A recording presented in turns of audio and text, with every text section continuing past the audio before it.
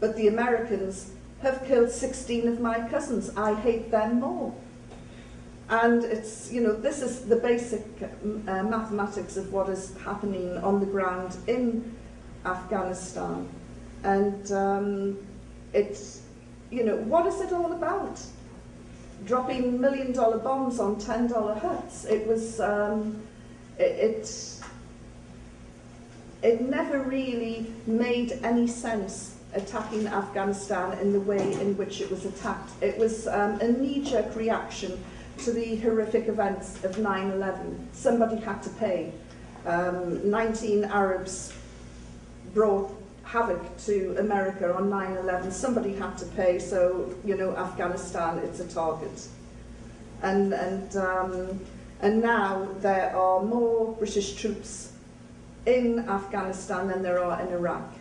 And the troops in Iraq probably won't have time to wipe the dust off their boots from Basra because they'll be thrown into Afghanistan. We have got to stop treating troops, British, American, Canadian, as cannon fodder.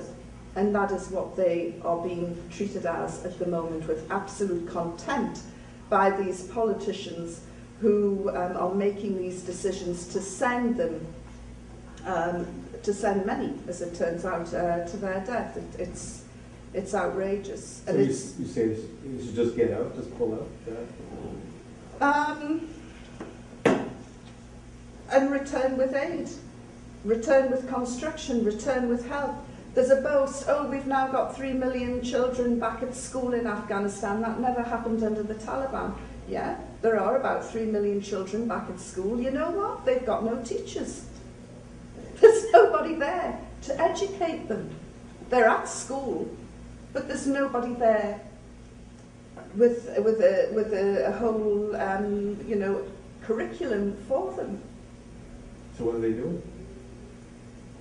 Well, they've got local monitors or certainly not qualified teachers, just doing, you know, trying to keep them occupied during school hours. They're not getting any sort of formal education. It's a big con.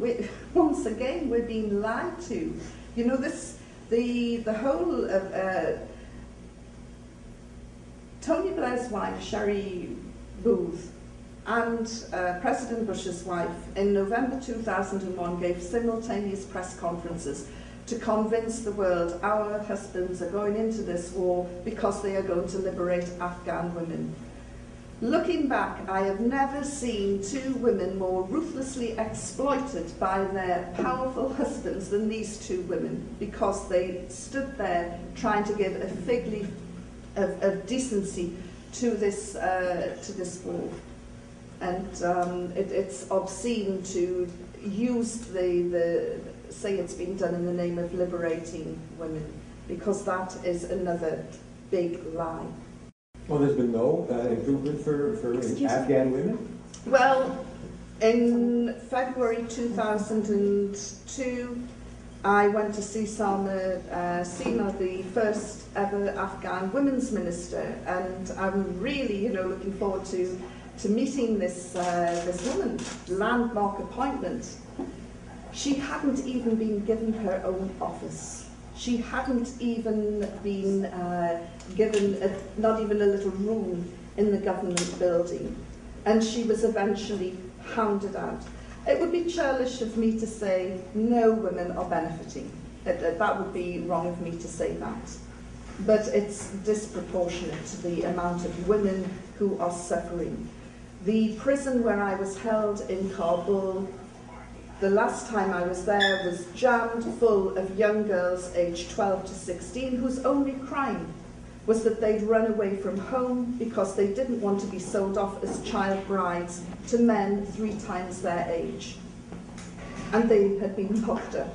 You know, that is not liberation at all. In Herat, young women were being pulled off the street. The Vice and Virtue Squad of the Taliban had gone, that there's this new Chastity Squad, whatever that is, and they're pulling young girls off the street and having them physically examined in hospitals to see if they're still virgins. That is not the liberation of Afghan women. And as I say, the women that I've visited out into the south are now saying, well, at least with the Taliban we had security.